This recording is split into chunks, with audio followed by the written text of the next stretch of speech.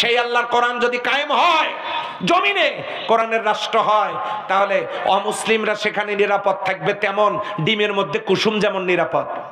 নারীরা সতীত্বের মর্যাদা পাবে, বেকারত্ব দূর হবে, বৈষম্য থাকবে না। দল করেন, কোরআন পড়তে পারেন না, কোরআন বোঝেন না, অথচ আপনি ইসলামী দলের বিরুদ্ধে কথা বলেন, আল্লামা সাঈদীর বিরুদ্ধে কথা বলেন, আলেম ওলামাদেরকে কারাগারে রাখেন। সেরা বুদ্ধিমানকে আল্লাহ সেটা এখানে বলে দিয়েছেন। বুদ্ধি কিন্তু এক একজনের এক এক রকম। এই যে দেখেন ফটোস্ট্যাট মেশিন আছে না, কি বুদ্ধি! এই কাগজটা দিলে এইরকম আর একটা কাগজ বের করে দেয়। মনে করেছেন এই ভিক্ষুকগুলোর বুদ্ধি নাই? বুদ্ধি নাই। এক ভিক্ষুককে পিরিসে করে এক পিরিস লাচ্ছার সময় গেটে গিয়ে বলছে যে বাবা 4টে ভিক্ষা দেন। বাড়ির ভিতর থেকে একেবারে এক পিরিস লাচ্ছার সময় এনে ভিক্ষুককে দিয়েছে, নেন খান। যে বাচ্চাটা দিয়েছে তাকে ভিক্ষুক ডেকে বলতেছে বাবা তোমার নাম কি? এই লাচ্ছার সময় কে দিয়েছে? যে আমার আম্মু। তুমি ভালো, তোমার আম্মু ভালো, তোমার বাবাও ভালো। আচ্ছা বলো তো বাবা, এই লাচ্ছার সময়ের মধ্যে কুকুরে মুখ দিছে নাকি বিড়ালে? ছোট বাচ্চা বুঝতে পারে নাই, সে বলছে যে এটাতে বিড়ালে মুখ দিছে। আম্মু বলল যে ওটা বিড়ালে মুখ দিছে, তুই খাস না, ফকির আসছে তাকে দিয়ে। দেখেন কি কায়দা করে, কি কায়দা করে বের করে নিল। ফকিরের চিন্তা হলো চাইছি ভিক্ষা, এতগুলো লাচ্ছার সময় কেন? ভিতরে তো রহস্য থাকতে পারে।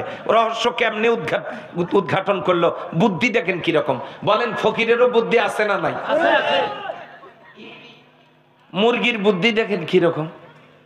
মুরগি সকালবেলা কালকে যখন ঘরের দরজা খুলে দেবেন, এরা যখন চলে যাবে, বিকেলবেলা এরা ফিরে আসে সন্ধ্যার আগে আগে মালিকের বাড়িতে। ডাইরেক্ট গিয়ে কিন্তু ওর রুমের মধ্যে ঢোকে না। কেন ঢোকে না জানেন? ও মালিকের সামন দিয়ে ঘরে আর আওয়াজ দেয় কুটকুট করে। মালিককে বুঝায়, ও মালিক আমি যে এই যে 15টা বাচ্চা নিয়ে গেছিলাম, ওই কয়টা নিয়ে ফিরে আসছি না আসি নাই গনে নাও। রুমের মধ্যে ঢুকলে তো ওখানে অন্ধকার, টের পাবা না, গনতেও পারবা না। এখনো সময় আছে, গনে নাও। কোনোটা যদি বিপদে পড়ে থাকে ওটাকে উদ্ধার করো। ওই ঘরে মালিকের সামন দিয়ে ঘরে আর বুঝায়। দেখেন বুদ্ধি কি রকম। কবুতরের বুদ্ধি দেখেন কি রকম। 50 কিলোমিটার দূরে রুজি রিজিকের সন্ধানে চলে যায়, ওকে মিস কল দেওয়া লাগে না, বাড়ি চেনানো লাগে না, SMS দেওয়া লাগে না, ঠিক সন্ধ্যার আগে মালিকের বাড়িতে হাজির। কথা ঠিক নয় কি? কি বুদ্ধি! তো আপনি যেভাবেই চিন্তা করেন, প্রত্যেকটারই কম বেশি বুদ্ধি আছে। আমাদের রাজনৈতিক দলের নেতাদের বুদ্ধি কি কম আছে মনে করছেন আপনারা? সে বিশাল বুদ্ধি ভাই। আমি কারো সমালোচনা করব না, এই জন্য বুদ্ধি কম বেশি সবারই আছে, কিন্তু এগুলো একটাও স্বীকৃতি পায় নাই। আল্লাহর কাছে সেরা বুদ্ধিমানকে, এই কথাটা আল্লাহ এই আয়াতে জানাই দিয়েছেন। আওয়াজ দিয়ে বলেন সুবহানাল্লাহ। সেই সূরা জুমারের 58 নম্বর আয়াতে আল্লাহ কি বললেন দেখেন, আল্লাযীনা ইয়াসতামিউনাল কওল, যে বা যারা কথাগুলো শুনতেছে এবং ভবিষ্যতে শুনবে। এই কথাগুলো, আমি যে কথাগুলো আপনাদেরকে বলতেছি, আল্লাহ যে কথাগুলো আপনাদেরকে বলেছেন, রাসূল সাল্লাল্লাহু আলাইহি সাল্লাম যে কথাগুলো আপনাদেরকে বলেছেন, ফায়াত্তাবিউনা আহসানা, এই কথাগুলোর মধ্যে যে কথাগুলো উত্তম কথা, সেই কথাগুলোর যারা ইত্তেবা করবে, মান্য করবে, পালন করবে, আমল করবে, আল্লাহ বলছেন উলাইকা, ওয়া মানে আর উলাইকা এটা আসমাই ইশারা। ইশারা মানে ইঙ্গিত। আল্লাহ তাআলা দেখায় দিচ্ছেন ওই লোকগুলোই যারা কথাগুলো শুনতেছে, এর মধ্যে যে ভালো কথাগুলো, এইটার যারা ইত্তেবা করবে, মান্য করবে, অনুসরণ করবে, অনুকরণ করবে, উলাইকা ওই লোকগুলো হুম উলুল আলবাব, এরা শুধু জ্ঞানী না, এরা মহাজ্ঞানী। আর বুদ্ধিমান কারা হয়, জ্ঞানীরা না নির্বোধেরা? সবাই বলে না। জ্ঞানীরা। তাহলে এখন আসে, আমরা সেই বুদ্ধিমান হতে চাই। আজকের কথাগুলো শুনে আমি 5টা কথা বলবো। ফায়াত্তাবিউনা আহসানা, এই যে কথাগুলোর আপনাদেরকে মান্য করতে হবে, আমাকে মান্য করতে হবে, এই কথাগুলো 5টা বলবো। 1, এই দুনিয়াতে নামাজ রোজা হজ যাকাতের ফরজ আগে নয়। এই দুনিয়াতে প্রথম ফরজ ইকরা, প্রথম ওহী ইকরা বিসমি রাব্বিকাল্লাযী খালাক, পড়ো তোমার ওই রবের নামে যিনি তোমাকে সৃষ্টি করেছেন। বলেন আলহামদুলিল্লাহ। আল্লাহর কোরআন আমাদেরকে পড়তে হবে, 1 প্রথম কথা। এখন একটু ইন্টারভিউ নেই। মুরব্বী যে আপনি সামনে আছেন, বয়স কত? 68। বাবাজি মনে কিছু নেন না, একটু জিজ্ঞাসা করি, কষ্ট পাবেন? কথা বলেন। আপনার সূরা মুখস্থ আছে কয়টা? হ্যাঁ, 2টা। বলে নামাজ যে পড়েন কয়টা সূরা মুখস্থ আছে? 2-3টা। আচ্ছা ঠিক আছে। এখন আসেন, বয়স কত? 68। সূরা মুখস্থ আছে কয়টা? 3টা। 2-3টা। আমরা 2 আর 3 যোগ করে 5টা বানাই। ঠিক আছে, 5টা। আমি ওনাকে ছোট করতে চাচ্ছি না। আচ্ছা এখন দেখেন, ইন্না আতাইনা কাল কাউসার, 365 দিন সময় দিলাম এই এতটুকু মুখস্থ করার জন্য। ইন্না আতাইনা কাল কাউসার। আচ্ছা বলেন তো, 1 বছর সময় পাইলে এই 3টে শব্দ মুখস্থ কি আমরা করতে পারতাম না? কথা বলে না? পারতাম। এ বছর শেষ, পরের বছরই গিয়া ফাসাল্লি লিরাব্বিকা ওয়ানহার, এটা আরেক বছর। ইন্না শানিয়াকা হুয়াল আবতার, এটা আরেক বছর। মানে 3 বছরে 3টে আয়াত। উনি যদি 68 বছরে 68টা আয়াত মুখস্থ করতেন, পারতেন কিনা? পারতেন। তাহলে ওনার কোরআনের আমপারার শেষ সূরাগুলোর মুখস্থ সূরা হইতো 13টা। 13টা থেকে ছোট ছোট গুলাই যদি শুধু বেছে নেওয়া যায়, তাহলে এগুলো ওনার মুখস্থ হইতো 17টা সূরা। যদি উনি এই বছরে একটা করে আয়াত মুখস্থ করতেন, 68 বছরে ওনার কমপক্ষে 15টা সূরা মুখস্থ হইতো। 68 বছরে ওনার সূরা মুখস্থ আছে 2 থেকে 3টা। সম্মানিত ভাইয়েরা, আমি ওনাকে লজ্জা দেওয়ার জন্য বলছি না, এরকম অবস্থা আমাদের ভিতরেও আছে না নাই? আছে। তাহলে ইকরা বিসমি রাব্বিকাল্লাযী খালাক, পড়ো তোমার ওই রবের নামে যিনি তোমাকে সৃষ্টি করেছেন। জাতি যদি কোরআন জানতো, তাহলে মাথার উপরে নেতারা কাঁঠাল ভেঙ্গে মানুষের তৈরি করা মতাদর্শের জন্য ভোট চাওয়ার সাহস পেত না। কথা বলে ঠিক কিনা?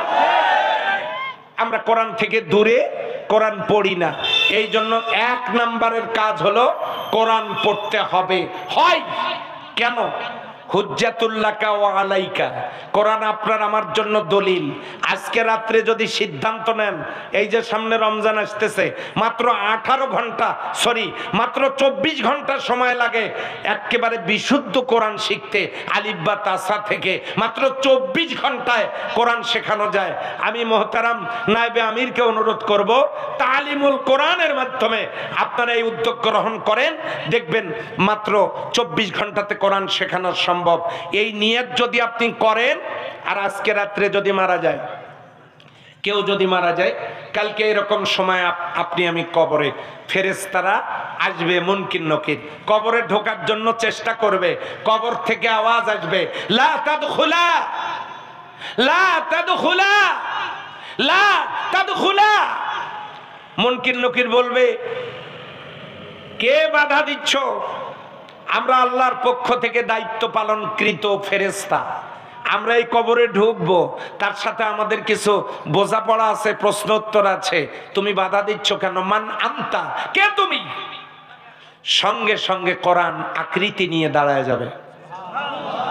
কোরআন বলবে, আমি কোরআন। তুমি এখানে কেন? কোরআনের জবান খুলে যাবে, কোরআন বলবে এই লোকটাই গতকালকে হযরত আবু বকর সিদ্দিক রাদিয়াল্লাহু তাআলা আনহু মাদ্রাসার তাফসীর মাহফিলে গিয়ে সিদ্ধান্ত নিয়ে এসেছে সে কোরআন শিখবেই, কোরআন পড়বেই। লোকটার হায়াতে কুলায় নাই, লোকটা মারা গেছে এখন কবরে। লোকটার সাথে আমি এসেছি এই জন্য লোকটার ঘুমে আমি ডিস্টার্ব করতে দিব না। কতদিন ঘুমাবে শুনুন। অনুফিকা ফিস সূরি ফাতাতুনা আফওয়াজা। ইসরাফিল আলাইহিস সালাম হাসরের ময়দানে লোকজনগুলোকে দাঁড় করানোর আল্লাহর অর্ডারে যে সিংহায় ফুৎকার দিবেন, তখন লোকটা কবর থেকে উঠে দাঁড়াবে, এতক্ষণ শুধু ঘুমাবে। হুজ্জাতুল্লাকা ওয়া আলাইকা, কোরআন আপনার আমার জন্য দলিল। কোরআন যদি পক্ষে দলিল দেয় লোকটা জান্নাতি, কোরআন যদি বিপক্ষে দলিল দেয় লোকটা জাহান্নামী। সম্মানিত ভাইরা, কোরআন আমাদের পক্ষে দলিল দেখ, কোরআন আমাদের পক্ষে সাক্ষী দেখ, এটা কি আমরা চাই? যদি চাই, নাম্বার 1 কজ, প্রথম কারণ হলো আমাদেরকে কোরআন পড়তেই হবে। এই যে আপনাদের এখানে চাপানির হাট নামে একটা জায়গা আছে জানেন? নীলফামারীর ডিসি সাহেব চাপানি হাটের জসিমকে একটা চিঠি লিখছিল। জসিমকে পিয়ন গিয়ে খুঁজে পায় না। এখন ওই জসিমের বাড়ির সামনে একটা দোকান, ওই দোকানে চিঠিটা দিয়ে পিয়ন চলে গেছে যে জসিম ভাই আসলে একটু চিঠিটা দেন। জসিম তাকে বলছে, ভাই এই যে আপনার একটা চিঠি, পিয়ন আসছিল, আপনাকে পায় না, আমাকে দিয়ে গেছে, তো আপনার সাথে দেখা হয় নাই, নিয়ে যান। তখন রাত 11টা। বাড়িতে গিয়ে চিঠি খুলে দেখে সর্বনাশ, চিঠি লেখা ইংরেজিতে। এখন জসিম তার স্ত্রীকে বলছে, নইমের মা, ডিসি সাহেবের চিঠি ইংরেজিতে লেখা, আমি তো ইংরেজি পড়া জানি না। এখন আমার জমিগুলো নিলামে দিল, বাড়ি ঘর গেল না, মেয়েকে বিয়ে করতে চাইলো, ঘটনাটা কি কিছুই বুঝতেছি না। তো ইংরেজি জানা মানুষ তো পাশের গ্রামে, তো এখন এত রাত্রে গিয়ে সেও ঘুমাইলো কিনা ডিস্টার্ব না করি, বারবার রাত্রিবেলা জেগে জেগে ওঠে। নইমের মা, ঘুম তো আসতেছে না, ডিসির চিঠি, না জানি কি গেল, নাকি মামলা হলো, কি হইলো, নাকি গ্রেপ্তারি পরোয়ানা, ঘটনাটা কি? কোন রকম সকালবেলা ঘুম থেকে উঠেই দৌড় পাশের গ্রামে ইংরেজি পড়া মানুষের কাছে গিয়ে, ভাই ডিসি সাহেবের চিঠি, আমাকে একটু তেলাওয়াত তরজমা করে শুনান। ইংরেজি জানা লোকটা পড়ে বলতেছে, না এটা কিছু না, এটা হলো চিঠি আপনাকে দিছে, আপনি যদি ওই মৎস্য খামার, মাছের খামার করার জন্য লোন চান তাহলে ডিসি আপনাকে দিবে। তখন না গায়ের ঘাম কোন রকম শুকায়, তাছাড়া তো ঘামতেছিল। এবার আপনারা বলেন তো, আল্লাহ কয়টা ডিসির সমান? আল্লাহ কয়টা ডিসির সমান? হ্যাঁ, ডিসির ডিসি, মহা ডিসি, বিশ্ব ডিসি, তাম পৃথিবীর ডিসিদের স্রষ্টা কে? সেই আল্লাহ ইংরেজি দিয়ে নয়, আরবি দিয়ে একটা SMS, আরবি দিয়ে একটা চিঠি আমাদেরকে দিয়েছেন। সব মুসলিম মায়ের সন্তানের বাড়িতেই এই চিঠি আছে। ডিসি সাহেবের চিঠি পাইলে যত পেরেশানি, আমার আল্লাহর চিঠিটা যে আমাদের ঘরে, এটা নিয়ে কি আমাদের অত পেরেশানি আছে? আর এই না থাকার কারণে মুশরিক ডিসিকে গুরুত্ব দিয়েছে, আল্লাহকে গুরুত্ব দেয় নাই। আর এই মুশরিকদের ব্যাপারে দলিল শোনেন, ইন্না শিরকা লা যুলমুন আযীম, যারা শিরিক করলো এটা মস্ত বড় জুলুম। ওয়ামান ইউশরিক বিল্লাহ, যে আল্লাহর সাথে শিরিক করলো, ফাকাত হারামাল্লাহু আলাইহিল জান্নাহ, তার জন্য আল্লাহর জান্নাত হারাম। তাহলে আমরা ডিসির চিঠিকে গুরুত্ব দিলাম, আল্লাহর পাঠানো চিঠিকে গুরুত্ব দিলাম না, অথচ সবার বাড়িতে পড়ে আছে। উদাহরণ নাম্বার 1। 2 নাম্বার, যাবেন ঢাকায়, আপনাদের এলাকায় কি হানিফ পরিবহন চলে? হানিফ গাড়ির টিকিট নিয়ে আসছেন, রাত 9টায় গাড়ি, টিকিটটা রেখে খাই দাই করে একটু হেলান দিছেন, বলছেন যে 9টায় গাড়ি যাওয়া লাগবে, একটু রেস্ট নেই, এখনো আধা ঘন্টা আছে। ধরছে ঘুম, টের পাইছেন রাত 1টায়। 1টার সময় টের পেয়ে এখন আপনি আপনার স্ত্রী সবুজের মাকে বলতেছেন, ব্যাগপত্র দাও, সবুজের মা ঢাকায় যাব। স্ত্রী বলছে গাড়ি কয়টায়? যে 9টায়। স্ত্রী ঘড়ির দিকে তাকায় বলতেছে যে দেখো, তোমার আর ঢাকায় যাওয়া লাগবে না, বরং গায়ে যে শার্ট আছে ওটাই খোলো। রাত বাজে 1টা, তুমি 9টার গাড়ি ধরতে যাবা। তখন এই লোক খেপে গিয়ে ধমক দিয়ে বলতেছে, সবুজের মা তুমি কি বোঝো, এত বেশি বোঝো কেন? যে গাড়িতে যাব ওই গাড়ির ছবি এখানে আছে, আমি যে টিকিট কেটেছি সে টাকা পরিশোধ পেইড লেখা আছে, আমার সিট নাম্বার দেওয়া আছে D3। এতই সহজ, যে গাড়ির টিকিট কাটছে ওটা ছবি আমার হাতে, সিট নাম্বার আমার হাতে, টাকা দেওয়ার প্রমাণ আমার হাতে, এই গাড়ি চলে যায়। সস্তা কথা। আচ্ছা বলেন, গাড়ি আছে না নাই? আসতে কোন আছে না গেছে? কেন বললাম? টিকিট কেটে ঘুমায়া পড়লে গাড়ি যেমন থাকে না চলে যায়, ঠিক তেমনি আল্লাহর কোরআন হলো জান্নাতে যাওয়ার টিকিট। এই কোরআন কিনে এনে বাড়িতে রেখে দিয়ে কোরআন অনুযায়ী কাজ না করে ঘুম পাড়লে কপালে জান্নাত থাকে না চলে যায়।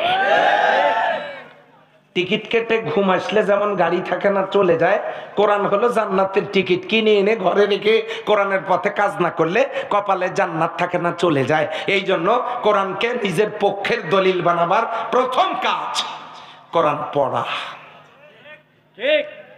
কারা কারা পড়বেন দেখান দেখি, হাত দেখান দেখি। অনেকে হাত তো সোজা করে নাই, ভেতরের মতলব তো ভালো না। জি, হাত নামান। পড়তে পারেন না, শিখবেন। ওয়ালাকাদ ইয়াসসারনাল কোরআন, কোরআন সহজ। ও স্কুল কলেজের ছাত্ররা শোনো, তোমরা ফিজিক্স পড়েছো, বায়োলজি পড়েছো, ম্যাথমেটিক্স পড়েছো, সোশিওলজি পড়েছো, বাংলা পড়েছো, ইংরেজি পড়েছো, তোমরা অঙ্ক কষেছো, এত মেধা তোমাদের, এত পারো তোমরা, পরীক্ষা দিয়ে পাস করতে পারো, যিনি স্রষ্টা তার কালামটা তোমরা পড়তে পারলে না। অতএব সিদ্ধান্ত নাও, তোমরা যদি জাতির জন্য জগত্তল পাথরকে সরায়া তোমরা এই কোরআন শোনার পরিবেশ তৈরি করে দিতে পারো, তোমরা আরেকবার একটু চেষ্টা করে কোরআনটা পড়া শেখো না কেন? শেখো। পৃথিবীতে ত্রিপিটকের হাফেজ নাই, বাইবেলের হাফেজ নাই, গীতার কোনো হাফেজ নাই, মহাভারতের হাফেজ নাই, রামায়ণের হাফেজ নাই, তামাম পৃথিবীতে কোনো ধর্মীয় গ্রন্থের কোনো হাফেজ নাই। অথচ আল্লাহর কোরআনের হাফেজ তামাম দুনিয়ায় 6 কোটির উপরে। 6 কোটির উপরে। তাহলে আল্লাহ বলেছেন ওয়ালাকাদ ইয়াসসারনাল কোরআন, আমি কোরআনটাকে সহজ করে দিয়েছি। এ কারণে কোরআন মানুষ মুখস্থ করতে পারে। সুবহানাল্লাহ বলে। সম্মানিত ভাইরা, তাহলে আমরা পড়ার সিদ্ধান্ত নিলাম, কারণ কোরআনকে আমরা আমাদের পক্ষের দলিল বানাতে চাই। 2 নাম্বার, তেলাওয়াতুল কোরআন। আমাদেরকে একটু বুঝিয়ে শুনে পড়া দরকার। সবই তো বুঝলেন, কিভাবে বিয়ে করা লাগবে, কিভাবে 1 বছর পর নবীর উম্মত বাড়ান লাগবে, বোঝেন নাই মনে হয়? এত শরম পাইলে মনে হয় নাকে রুমেল দেবে এখন।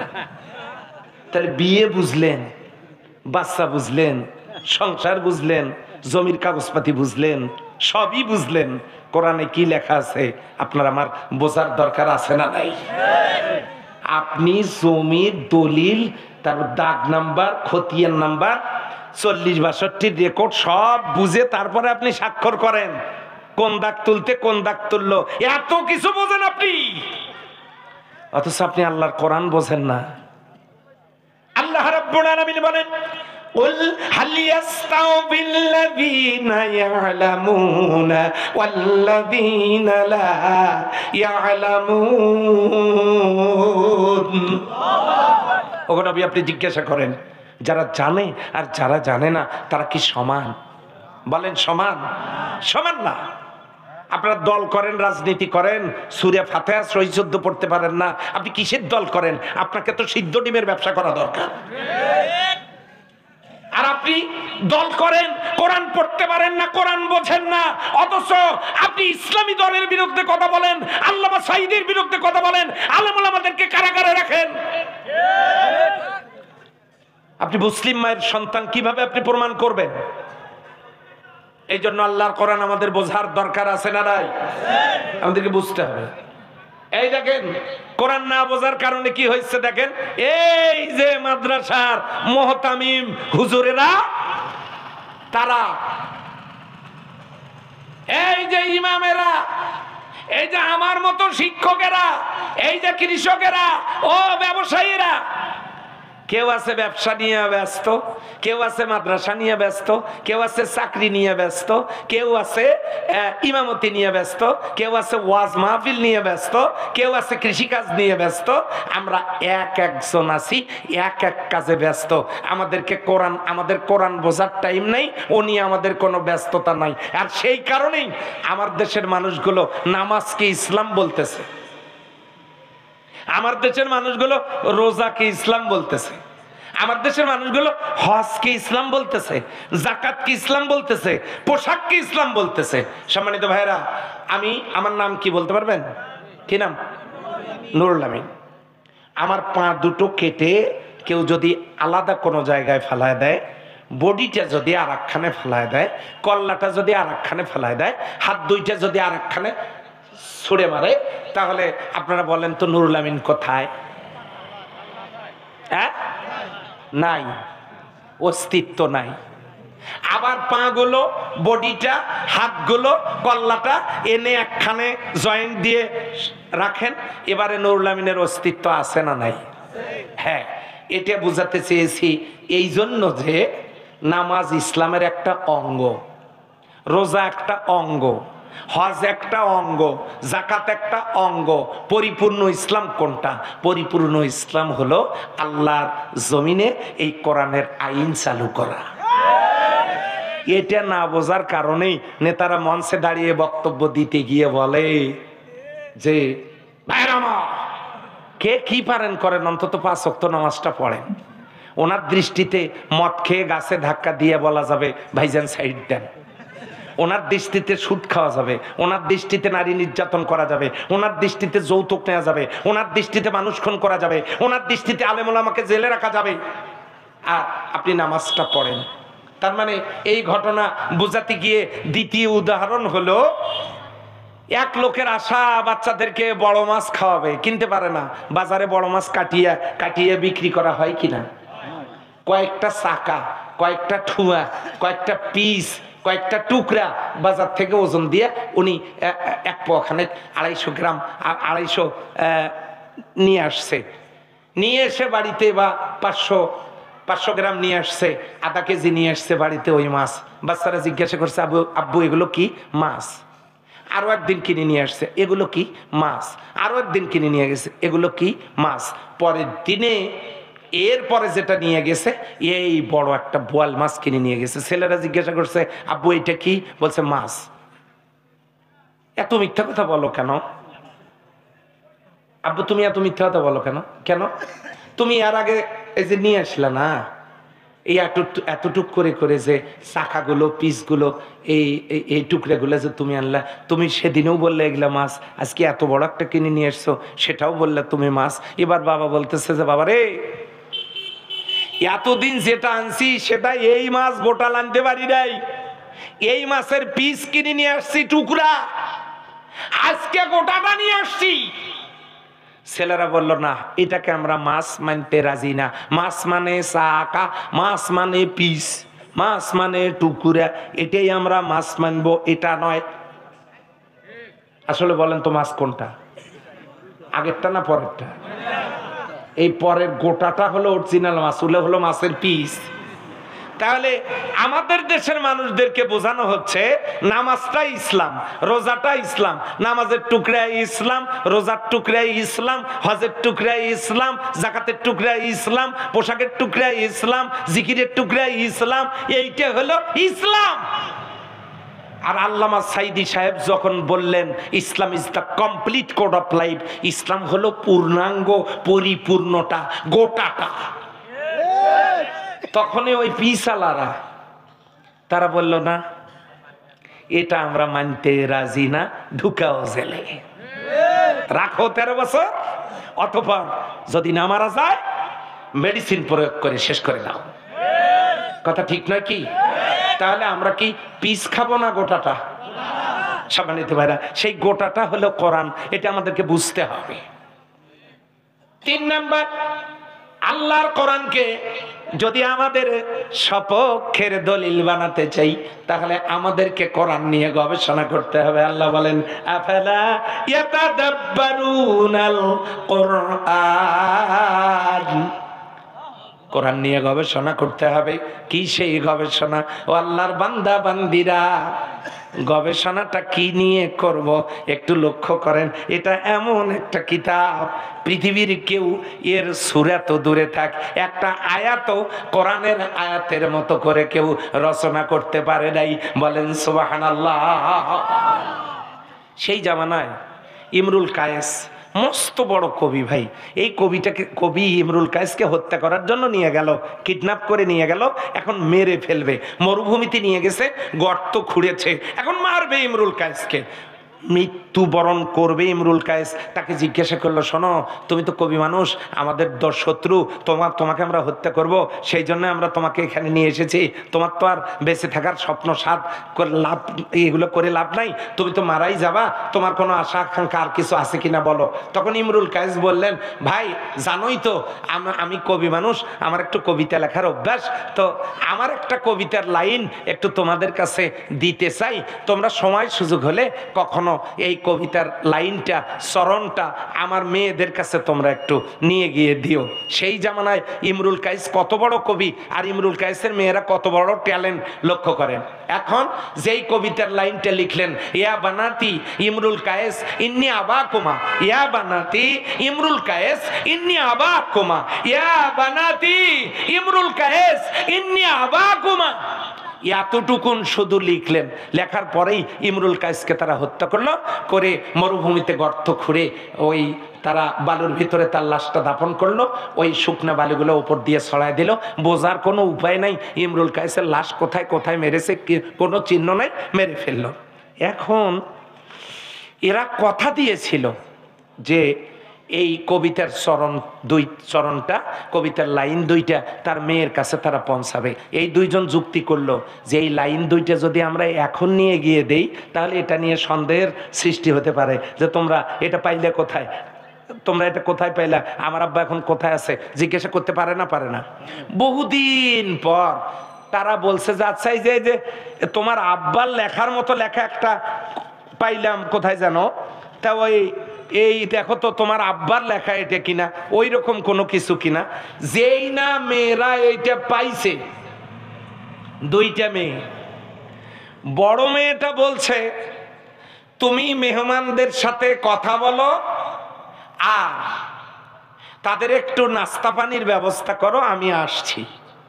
এই কথা বলে ইমরুল কায়েসের বড় মেয়েটা গ্রামে গিয়ে লোকজনকে ডেকে বলছে যে আপনারা খুব দ্রুত আসেন, আমাদের বাড়িতে 2জন লোক আসছে, তাদেরকে একটু ধরে বেঁধে ফেলেন, পরের কথা আমি বলতেছি। চতুর্দিক থেকে লোকেরা আসছে, এসে ইমরুল কায়েসের বড় মেয়ে এই সংবাদ দেওয়ার পর লোকেরা এসে ওই 2জন লোককে ধরে বাঁধছে। বাঁধার পর এখন ইমরুল কায়েসের মেয়েদেরকে গ্রামবাসী জিজ্ঞাসা করছে, আগন্তুক 2 মেহমানকে আপনারা বাঁধলেন কেন, ঘটনাটা কি? তখন ছোট মেয়েটা বের করে দিয়েছে যে দেখেন এই লেখাটা আমার আব্বার, আবার আব্বার খোঁজ বহুদিন থেকে নেই, তিনি নিজ হাতে লিখেছেন ইয়া বানাতি ইমরুল কায়েস ইন্নি আবাকুমা, এই কবিতার লাইন আমার আব্বা লিখেছেন। আচ্ছা, আমি একটা কবিতার লাইন লিখেছি, পরের লাইন কি লিখবো এটা কি আপনি জানবেন না আমি জানবো? বলেন তো, আমি না আপনি? আমি জানবো। ইমরুল কায়েস লিখেছে ইয়া বানাতি ইমরুল কায়েস ইন্নি আবাকুমা, হে ইমরুল কায়েসের মেয়েরা নিশ্চয়ই তোমার পিতা, নিশ্চয়ই তোমার পিতা। এখন এই কবিতার শেষ তিনি কি লিখতেন, এটা ইমরুল কায়েসের মেয়েরা তারা তাদের জ্ঞান দিয়ে আবিষ্কার করলো, কাদ কতিলা ওয়াকাতিলহু লাদাইকুমা, তোমার পিতার হত্যাকারীরা এখন তোমার সামনে বসা। তারপরে যখন ধরে তাদেরকে রিমান্ডে নেওয়া হলো, তারা স্বীকার করলো আমরাই ইমরুল কায়েসকে মরুভূমিতে মেরে ফেলেছি এবং তাকে আমরা সেখানেই দাফন করেছি, আমরাই হত্যা করেছি। এরপরে তাদের দুইজনকেই হত্যা করা হলো। কত বড় বড় কবি সাহিত্যিকের জন্ম সেই সময় সেই যুগে ছিল। লবিদ কত বড় কবি ছিল, বিশ্ব কাঁপানো কবি, তাদের পক্ষে সম্ভব হয় নাই এই কোরআনের একটি আয়াতের মতো আয়াত রচনা করা। সেই কোরআন আল্লাহ চ্যালেঞ্জ ছুড়ে মারলেন। আল্লাহ রাব্বুল আলামিন বলেন, আল্লাহ তাআলা কোরআনুল কারীমে জানায় দিলেন, ওয়া ইন কুনতুম ফি রাইবিম মিম্মা নাযালনা আলা আবদিনা ফাতু বিসূরাতিম মিন মিথলি ওয়াদউ শুহাদাআকুম মিন দুনিল্লাহি ইন কুনতুম সাদিকিন। আমি আমার বান্দার প্রতি যে কিতাব অবতীর্ণ করেছি, এতে যদি তোমাদের কোনো সন্দেহ সংশয়ের অবকাশ থাকে তাহলে তোমরা অনুরূপ একটা সূরা রচনা করে নিয়ে আসো। তোমরা ফাইল্লাম তাফআলু, অতীতেও পারো নাই, ওয়ালাম তাফআলু, ভবিষ্যতেও পারবা না। লাম তাফআলু, লাম তাফআলু, পারো নাই, পারবাও না। চ্যালেঞ্জ কার? সেই কোরআন আমাদের বাড়িতে। এবার একটু চিন্তা করে দেখেন তো, বিশ্ব নবী 17 ওয়াক্ত ফরজ নামাজ কাজা করে 27টা যুদ্ধের নেতৃত্ব দিয়েছেন কোরআনের সমাজ কায়েমের জন্য। বিশ্বনবী 2 বার ফরজ রোজা, বদরের যুদ্ধের দিনে, মক্কা বিজয়ের দিনে রোজা কাজা করে তিনি যুদ্ধ পরিচালনা করেছেন কোরআনের সমাজ কায়েম করার জন্য। বিশ্বনবী মদিনায় গিয়ে ইহুদিদের সাথে জোট গঠন করেছেন কোরআনের সমাজ কায়েমের জন্য। তিনি 17 মাস পর্যন্ত কেবলা পরিবর্তন করে উত্তরের দিকে বাইতুল মাকদাসের দিকে মুখ করে নামাজ পড়েছেন কোরআনের সমাজ কায়েম করার জন্য। সম্মানিত ভাইয়েরা, বিশ্বনবী কাফনের কাপড় পরে মিছিল করেছেন কোরআনের সমাজ কায়েম করার জন্য। সেই কোরআন আমাদের বাড়িতে আছে। আমরা নামের আগের দিকে মোহাম্মদ লিখি, অথচ বিশ্বনবী এত কষ্ট করে জেল জুলুম নির্যাতন ভোগ করে যিনি কোরআনের সমাজ কায়েমের জন্য এতগুলো কাজ করলেন, সেই নবীর উম্মতেরা কোরআনের সমাজ কায়েমের সক্রিয় ভূমিকা পালন করতে পারেন না। এবার আস্তে করে বলেন তো, সেই কোরআন নিয়ে আমাদের গবেষণা করার দরকার আছে না নাই? আমরা শুধু গন্ডগোল করতে পারি নামাজে, হাত কোথায় বাঁধবো, নাভিতে না বুকে, ফরজ নামাজের পরে দোয়া করব কি করব না, দল্লিন না জল্লিন, তারাবি 8 রাকাত না 20 রাকাত, তারপরে আমিন জোরে বলবো না আস্তে বলবো, এগুলো নিয়ে গন্ডগোল করে, ঠিক না? আচ্ছা ভাই, যে হাত বাঁধা নিয়ে যে গন্ডগোল করে, যার হাত নাই কোন তো তার কি হবে? আচ্ছা, আমিন জোরে বললেও আমিন, আস্তে বললেও আমিন, কেউ তো নুরুল আমিন বলে না, বলে? তা আমিনে তো বলেন, একজন আস্তে একজন জোরে বলেন, তাই বলে গন্ডগোল আপনি করবেন। হাত, এই যে যারা হজ করেছেন তারা জানেন, মক্কা শরীফে অনেক লোককে দেখেছেন তারা হাত ছাড়ি দিয়ে নামাজ পড়ে, তারা বাঁধেই না। তাহলে যে হাত বাঁধলে নামাজ হয়, না বাঁধলেও নামাজ হয়, যে হাত থাকলেও নামাজ হয়, না থাকলেও নামাজ হয়, বুকে বাঁধলেও নামাজ হয়, নাভিতে বরাবর বাঁধলেও নামাজ হয়। এই সহজ কথা যারা বোঝে না তাদের কপাল খারাপ। এখন হাত কপালে না বাঁধা পর্যন্ত এই গন্ডগোল আর দূর হবে না। ভাই, ফরজ নামাজের পরে আপনি দোয়া করবেন, করেন, করবেন না করবেন না, সালাম ফিরানোর পরে তো দোয়া নামাজের অংশ না, করলে করেন না করলে নাই, এই নিয়ে তো গন্ডগোল করা যাবে না। আমাদের সমাজে এগুলো নিয়ে গন্ডগোল করে, কোরআনের সমাজ নাই, সে ব্যাপারে কারো মাথা ব্যথা নাই, কথা বলেন ঠিক কিনা? এই জন্য 3 নম্বর কোরআন নিয়ে গবেষণা করতে হবে যদি কোরআনকে পক্ষে দলিল বানাতে চান। 4 নম্বরে আমালুল কোরআন, কোরআনের আমল আমাদের করতে হবে। ইন্নাল্লাযীনা আমানু ওয়া আমিলুস সালিহাত উলাইকা হুম খায়রুল বারিয়া, যারা ঈমান আনে আর নেক কাজ করে এরা জগতের মধ্যে সেরা মানুষ, বলেন সুবহানাল্লাহ। আচ্ছা, তাহলে কোরআনের আমল আমাদেরকে করতে হবে, না হলে কপাল থেকে জান্নাত ছুটে যাবে। 5 নাম্বারটা থাক, আগামী বছর বলবো ইনশাআল্লাহ, নাকি? কোরআনকে পক্ষে দলিল বানাবা 5ম নাম্বারের কর্মসূচি, সেটা হলো ইকামাতুল কোরআন। একামাতুল কোরআন, একামাতুল কোরআনটা কি? পড়ে থাকা জিনিস তুলে সোজা করে দাঁড় করানোর নাম হলো কায়েম করা, প্রতিষ্ঠা করা, এস্টাবলিশ করা, শক্ত অবস্থানে নিয়ে যাওয়া। তাহলে পড়ে থাকা জিনিস তুলে সোজা করে দাঁড় করানোর নাম হলো কি করা? কায়েম করা। বাড়িতে কোরআন ঘরে ঘরে, মসজিদে কোরআন তাকে তাকে, মাদ্রাসায় কোরআন পড়ার টেবিলের উপরে উপরে, বিরিঞ্চির উপরে উপরে, তাফসীর মাহফিলে কোরআন মঞ্চে টেবিলের উপরে পড়ে আছে। সেই কোরআন নিয়ে হাতে তুলে ওই কোরআনের ভিতরের আয়াতগুলো কাগজের পাতা থেকে জমিনে দাঁড় করানো, কায়েম করা, প্রতিষ্ঠা করা, চালু করার নাম হলো ইকামাতুল কোরআন। সেই কোরআন কি আমাদের সমাজে কায়েম আছে? ওই যে প্রথমে হাত তুলছিলেন কায়েম হোক, এখন কি ওইটা চাই? যদি চাই কায়েমটা হবে কেমনে? তার একটা বুদ্ধি হলো, শহীদ আবু সাইদের বাড়ি যেখানে, আমার বাড়িও সেখানে। আমার বাড়ির পশ্চিম পাশেই শহীদ আবু সাইদের বাড়ি, আমার বাড়ির পূর্ব পাশেই শহীদ সোহাগের বাড়ি। এখন শহীদরা যে রক্ত দিয়ে যে পরিবেশ দান করলেন, এবার একটা সুযোগ আছে। অনেক যুবক জীবনেও ভোট দিতে পারে নাই, আপনাদের এলাকায় নাই। গতদিনে ভোট হয়েছে, চাচা গেছে ভোট দিতে, সেন্টারে তাকে বলা হচ্ছে চাচা এত দেরি করলেন, চাচি না আসি ভোট দিয়ে গেল। তো বলছে তোমার চাচি আসছিল? হ্যাঁ আসছিল তো। কিছুক্ষণ আগে এসে ভোট দিয়ে চলে গেল। চাচা বলতেছে দেখছো তোমার চাচির কারবার, লোকটা আসলো ভোট দিল চলে গেল, আমার সাথে একটু দেখা করা, কথা বলার প্রয়োজনীয়তা অনুভব করলো না। দেখছো তোমার চাচি কিরকম নিষ্ঠুর, লোকটা 4 বছর আগে মারা গেছে। তাহলে আগে মারা মানুষ ভোট দিতে আসছিল, এবারও কি ওই রকম আসবে নাকি? তাহলে এবারে একটা সুযোগ আছে। সেই সুযোগটা হলো শহীদেরা যে কারণে রক্ত দিয়েছে, একটা বৈষম্যহীন সমাজ গড়বার জন্য, বেকারত্ব মুক্ত সমাজ গড়বার জন্য। এটা যেহেতু 53 বছরে কোনো নেতা পারে নাই, ওরা রক্ত দিয়েছে। আল্লাহর কোরআনের সমাজ কায়েম হলেই কেবলমাত্র এটা সম্ভব হবে। তাহলে সেটা কিভাবে? সামনে নির্বাচন আসতেছে, সেই নির্বাচনে মাইয়াশফা শাফাআতান হাসানাতান ইয়াকুন লাহু নাসিবুম মিনহা, ভালো কোন লোককে ভোট দিলে, রায় দিলে, সিল মারলে, মতামত দিলে, সহযোগিতা করলে, ওই লোকটা নির্বাচিত হয়ে যত ভালো কাজ করবে ভোটদাতার আমলনামায় সেটা জমা হবে। ওমাইয়াশফা শাফাআতান সাইয়্যা ইয়াকুন লাহু কিফলুম মিনহা, খারাপ কোন লোক, চরিত্রহীন, লম্পট, বদমাইশ, দুর্নীতিবাজকে ভোট দিলে, টাউট বদমাইশকে ভোট দিলে, এই লোকটা নির্বাচিত হয়ে যত খারাপ কাজ করবে, হ্যাঁ কিফলুম মিনহা, এর অংশ ভোটদানকারীর আমলনামায় চলে যাবে।